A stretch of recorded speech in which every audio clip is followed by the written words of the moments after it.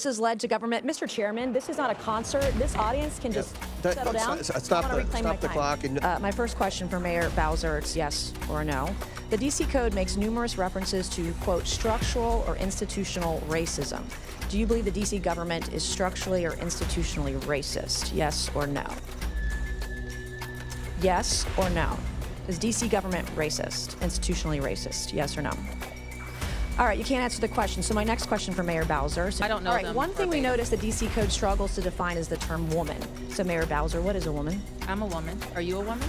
Patriots, Congress just witnessed another explosive showdown as Nancy Mace went head-to-head with DC Mayor Muriel Bowser over DEI policies, gender ideology, reparations, and what Mace called gender madness inside the District of Columbia government. The hearing turned into a brutal clash over basic definitions, race-based policies, and whether common sense still exists in government. Before we break it down, hit that like button, subscribe to The Red Verdict, and turn on notifications, because we bring you the political moments the mainstream media twists or ignores. All right, Chair recognizes Ms. Mace from South Carolina. Thank you, Mr. Chairman, and good morning. The government of the District of Columbia, under the leadership sitting in front of us today, has become a poster child for DEI and gender madness. This has led to government. Mr. Chairman, this is not a concert. This audience can just settle down. Stop the clock, and the gentlelady's right. Under the rules of the House, the chairman is responsible for maintaining order and preserving decorum in the committee room. I expect audience members to be respectful of the committee, so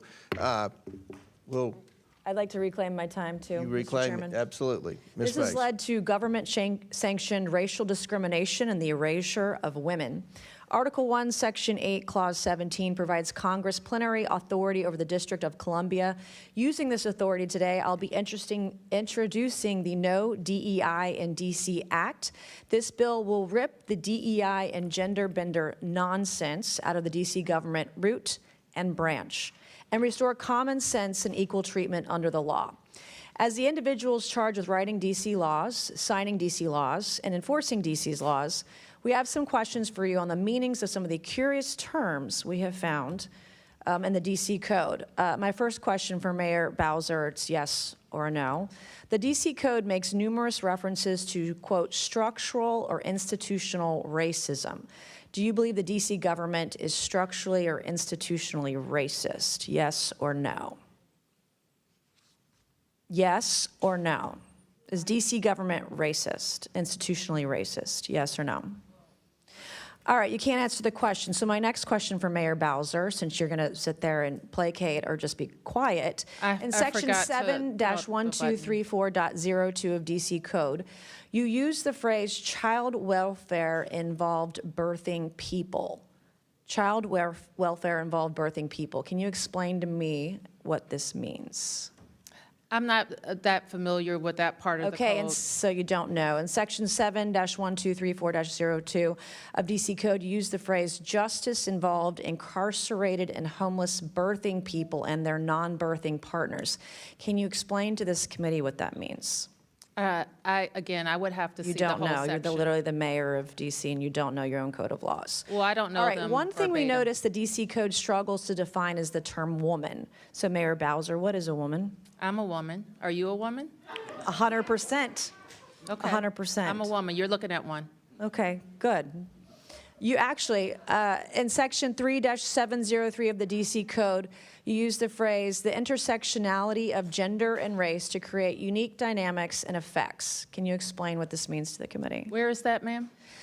Section 3-703 of the DC Code. Do you know what that means? No, you don't know what that means. So Chapter 14D of the DC Code establishes the commission. I'm happy to answer questions. Mr. Chairman, I'm going to reclaim my time. This is not her time, it's my time. You can be quiet as I ask you questions, and then you can answer them. And then you can answer them. I'm not, Mr. Chairman, this is my time, not hers. I'd like to reclaim my time. Let's make good use of the time, Ms. Mace. I'm making very good use of my time. And you're making my point. You're the mayor of D.C., and you don't even know your own code of laws. What is a birthing person? I would assume it's someone who gives birth. All right. Why don't you use, are these women? Are these moms? you think it's appropriate to call them birthing person? Can a man birth a person? Well, Be a that's birthing what I person? would call it, but I don't write all the laws, and I'm not familiar with every Can section. men get pregnant? No. Can men become women? Can a man become a woman? Yeah. Can a man become a woman? Miss Yes Mace, or no? Can a man become a woman? Yes or no? Miss Mace, I'm not here Okay, to my talk next about question, that. Chapter 14D of the DC Code establishes the Commission on Reparations and a reparations fund to provide eligible African Americans monetary reparations or other forms of redress.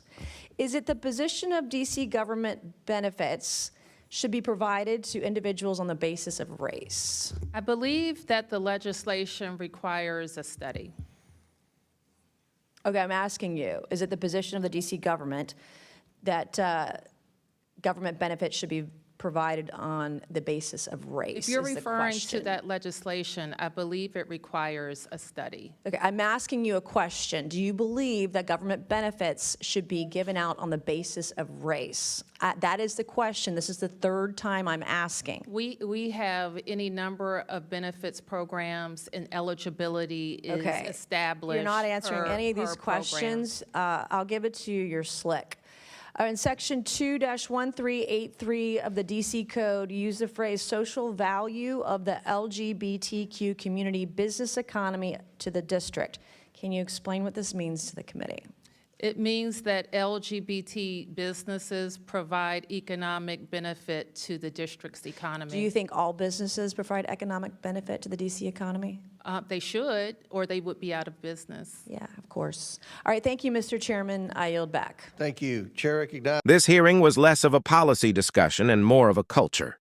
War Collision live inside Congress. Representative Nancy Mace came prepared to challenge what she views as radical DEI and gender ideology policies embedded throughout Washington, D.C. law. Sitting across from her was DC Mayor Muriel Bowser, who quickly found herself under fire over language in the D.C. code involving terms like birthing people, intersectionality, reparations programs, and LGBTQ-focused policies. And honestly, this exchange tells you everything about where America's political divide stands right now. Mace's argument was straightforward from a conservative perspective. Government should focus on equal treatment under the law, not race-based programs, ideological language, or identity politics. She framed DC's policies as proof that progressive politics has become detached from everyday Americans. That's why she repeatedly asked direct yes or no questions. Can men become women? Can men get pregnant? Should benefits be distributed based on race? Why use terms like birthing people instead of women or mothers? Now, whether you agree with her tone or not, those are questions millions of Americans are already debating outside Washington. What made the hearing especially damaging for Bowser politically was that she struggled to give clean, confident answers. Several times, she said she was unfamiliar with the specific legal language being cited from DC Code.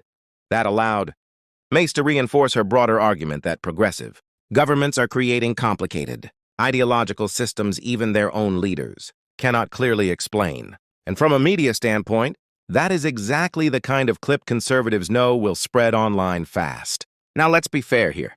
Supporters of DEI policies argue they exist to address historical inequities, expand inclusion, and recognize marginalized groups. That is the left's argument. They believe language evolves to reflect broader identities and experiences. But conservatives see something very different. Many Americans hear terms like birthing person and feel that basic biological reality is being erased in order to satisfy ideological activism. They hear discussions about reparations and wonder why government is increasingly dividing people by race instead of promoting equal opportunity. That is the political battlefield we are living in right now. Mace also announced legislation she called the No DEI in DC Act, which she says would remove DEI-related policies from the DC government structure. Whether that legislation advances or not, Republicans clearly believe these cultural issues remain politically powerful heading into future elections. And honestly, Democrats continue struggling with one major problem during hearings like this: messaging. When politicians cannot answer basic questions directly, voters notice. If your policies are solid and understandable, you should be able to explain them clearly and confidently. Instead, many Americans watching this hearing probably walked away, even more confused about what some of these government terms actually mean.